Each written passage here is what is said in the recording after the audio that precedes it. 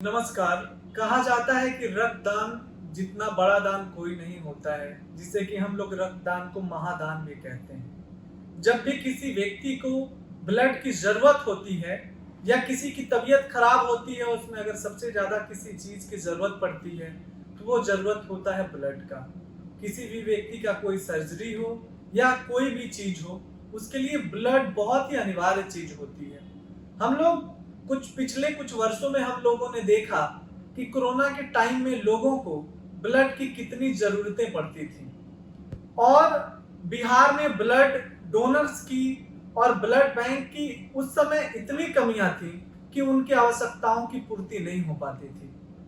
आज हम जहां पे आए हुए हैं, ये है माँ ब्लड सेंटर, जो कि एक बहुत ही उम्दा और बेहतरीन काम कर रही है और जहां पर हमारे साथ हैं शहर के जाने माने डॉक्टर और अपनी 15 से 16 सालों तक पटना के पीएमसीएच में ब्लड इंचार्ज के रूप में सेवा दे चुके डॉक्टर यूपी सिन्हा सर, जिनसे हम लोग आज बात करेंगे और जानने की कोशिश करेंगे कि ये जो माँ ब्लड सेंटर है, यहाँ पर किस किस प्रकार की व्यवस्थाएं हैं और अगर किसी जरूरतमंद को किसी प्रकार की जरूरत ब्लड की पड़ती है या प्लाज्मा की पड़ती है तो यहाँ पे उसकी उपलब्धता कैसी है, इन तमाम चीजों पर बात करेंगे आज यूपी सिन्हा सर से। तो बहुत बहुत स्वागत है सर आपका मेडिकल माइक में। धन्यवाद सर, सबसे पहले तो हम कंग्रेचुलेट्स करेंगे आप लोगों का कि बिहार में इतने उत्तम और आधुनिक सुविधाओं से लैस ये आपका माँ ब्लड सेंटर है। तो सबसे पहले आप हमें ये बताएं कि इस सेंटर को खोलने का ख्याल कैसे आया आप लोगों को? ख्याल तो ये मैनेजमेंट को आया। यहाँ पर पहले वो पीएमसीएच में जब हम थे तो वहाँ हम लोगों से वॉलंटरी डोनेशन ही कराते थे जी। ब्लड बैंक का प्रॉब्लम है कि ब्लड लाना ही कठिन काम है, लोगों को मोटिवेट करना कि हाँ रक्त दीजिए। अब तो खैर बहुत लोग ब्लड देते हैं। हम उस समय से ब्लड बैंक में काम कर रहे हैं जिस समय कोई अपने बच्चे के लिए नहीं देना चाहते थे, तो फिर इनको लगा कि हम ब्लड दे सकते हैं। इनको था कि सामाजिक काम किया जाए इस सोसाइटी को, तो फिर ये ब्लड बैंक की उन्होंने स्थापना की। सर, ये ब्लड बैंक जो है, यहाँ पे जो इतने आधुनिक तौर से ये जो यहाँ पे स्थापित किया गया, तो इसमें खर्च भी बहुत सारे आए होंगे, बहुत सारी कठिनाइयों का सामना करना पड़ा होगा। तो क्या आप मुझे थोड़ा सा बता सकते हैं कि जो ये बिहार का एक लौता ब्लड सेंटर है जिसका उद्घाटन स्वयं मुख्यमंत्री ने किया, तो इसके बारे में थोड़ा सा हमें बताइए कि ये पूरा दान से ब्लड बैंक बना हुआ है। जो बिजनेसमैन हैं या एसबीआई, ये लोग सब दान दिए इनको इक्विपमेंट का, कुछ पैसा दिए जिससे कि किट्स खरीदाता ही होता है। सो ये दान ही से बना हुआ है, कोई एक आदमी का नहीं है। सर, यहाँ पे कौन कौन सी सुविधाएं उपलब्ध हैं, इसके बारे में बताएं।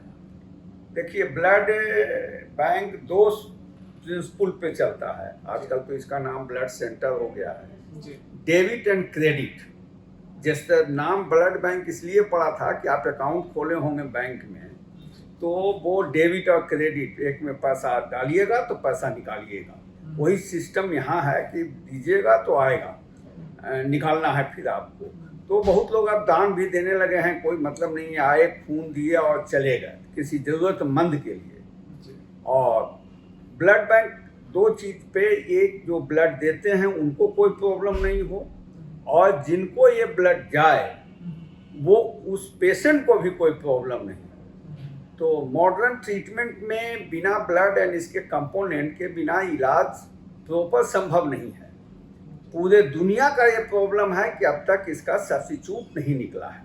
बहुत लगा हुआ है डेवलप्ड कंट्री लोग, सब्स्टिट्यूट नहीं निकला है। और दुनिया का कोई भी रक्त केंद्र है जो 100% सेफ ब्लड नहीं देता है, जो आजकल के है।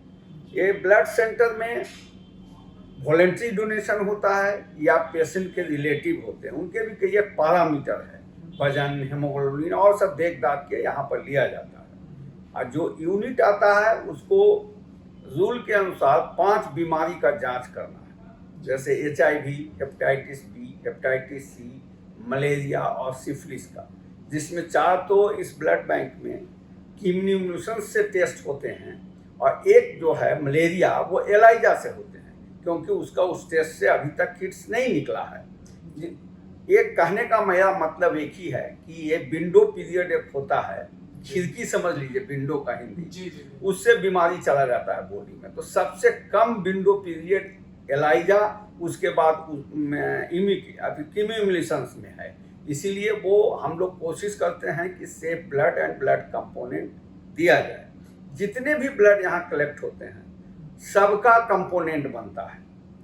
तो कंपोनेंट बनने से एक फायदा ये होती है कि डिमांड एंड सप्लाई का जो गैप है वो कम जाता है। जैसे एक यूनिट दिए, उससे किसी को प्लेटलेट चला गया, किसी को पीआरबीसी चला गया, किसी को एफएफपी चला गया, किसी को क्रायो चला गया, तो इतना इलाज होता है। थोड़ा क्लिनिशियन का भी इसमें सेंसिटाइजेशन की जरूरत है कि जैसे हम लोग पढ़े थे कि राइट टाइम में राइट कंपोनेंट राइट क्वांटिटी में देने से इलाज ठीक होता है। अब उसको जैसे डेंगू है अभी, तो प्लेटलेट की कमी हो गई, तो ब्लड दीजिएगा तो कोई फायदा है नहीं, और वही प्लेटलेट दीजिएगा तो फायदा है। लेकिन ये भी होना चाहिए कि कितना प्लेटलेट देना है, ये भी कैलकुलेट क्लिनिशियन को करना चाहिए। और एक यूनिट आरडीपी से कितना बढ़ेगा प्लेटलेट, उसी के अनुसार डिमांड करना चाहिए उनको।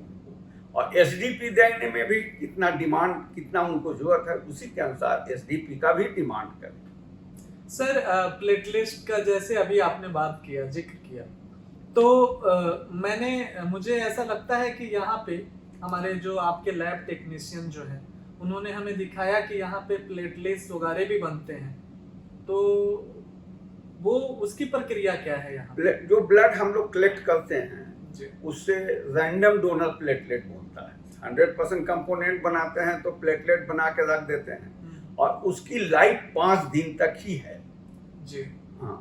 और एसडीपी हुआ सिंगल डोनर प्लेटलेट, वो जो डोनेट करते हैं उनका प्लेटलेट सिर्फ रख लिया जाता है, बाकी जो भी है ब्लड प्लाज्मा सब रिट्रांसफ्यूज हो जाता है। अच्छा, उन्हीं के पेशेंट हाँ। जो देते हैं उनमें फिर अटेंडेंट उनके देते हैं जो भी है, तो वो थोड़ा खर्चीला काम है, उसका किट्स बहुत महंगा आता है जी। लेकिन पूरे बिहार में 9,700 में यहाँ बन जाता है, जिसमें कि 2-3 ही सौ प्रोसेसिंग चार्ज है जी। उससे ज़्यादा खर्चा तो जांच में लग जाता है। किट्स का उसका बहुत है, सिंगल यूज होता है किट्स, एक बार ही यूज होगा, दोबारा यूज नहीं होगा। लेकिन वो है कि उससे 50-60 हज़ार प्लेटलेट एक बार में बढ़ जाता है। सर मैं ये जानना चाहूँगा आपसे, अगला मेरा सवाल ये रहेगा कि अगर किसी को 1 यूनिट ब्लड लेना है या 2 यूनिट लेना है या प्लाज्मा लेना है या कुछ भी लेना है, तो अगर थोड़ा सा उसके रेट क्या है अगर उसको आप डिफाइन कर दें, तो हमें लगता है कि जो लोग भी माँ ब्लड सेंटर में पहुँचना चाहते हैं तो वो ज़्यादा उनको सहूलियत होगी कि हमें इस रेट में मिल जाएगी। और उसका प्रोसेस क्या है, वो फ्री में है? भारत सरकार का तो बहुत ज़्यादा रेट आया था, उसमें हम भी स्टेट ब्लड ट्रांसफ्यूजन काउंसिल के मेंबर होते थे। उसी समय आज से 10 साल पहले रेट तय हुआ था बिहार गवर्नमेंट का। तो 500 रुपया पीआरबीसी का है, प्लेटलेट एफएफपी क्रायो का 400 रुपया है प्रोसेसिंग फी, जबकि उससे ज़्यादा इन्वेस्टमेंट करना पड़ता है जांच में, बैग में, प्लस मैन पावर में, प्लस बिजली में, स्पेस में।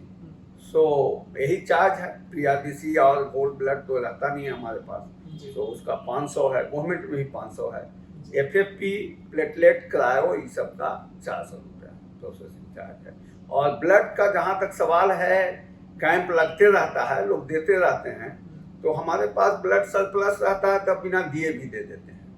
लेकिन हम लोग कोशिश करते हैं कि उनको दें, आदमी मने उनका वो अपने दें, आदमी दें। और जो वॉलेंट्री देते हैं उनको हम लोग कार्ड देते हैं, एक इंश्योरेंस सिस्टम है जी। उस कार्ड के अगेंस्ट हम लोग ब्लड बिना दिए देते हैं, लेकिन प्रोसेसिंग चार्ज तो लगेगा उनका। वो सिर्फ है कि ब्लड नहीं देना है, तो 1 साल तक उस कार्ड को हम लोग वैलिड रखते हैं जी।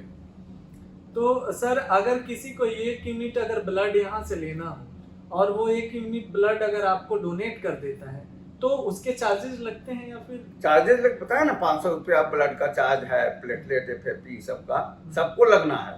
हम भी रहेंगे तो हमको भी लगेगा।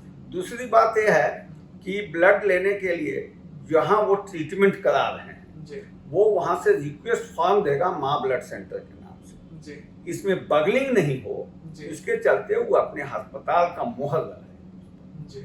और 2 पेशेंट का जिसको ब्लड चढ़ने का वो समझ रहे हैं उनको 2 सैंपल देगा, एक प्लेन वाइल में, एक ईडीटीए वाइल में, क्योंकि उससे हम लोग ग्रुपिंग करेंगे पेशेंट का।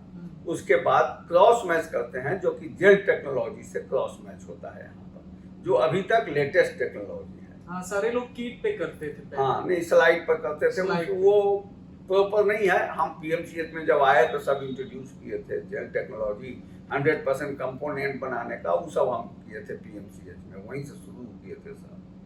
सर बहुत बहुत धन्यवाद आपका मेडिकल माई के साथ जुड़ने के लिए। Thank you.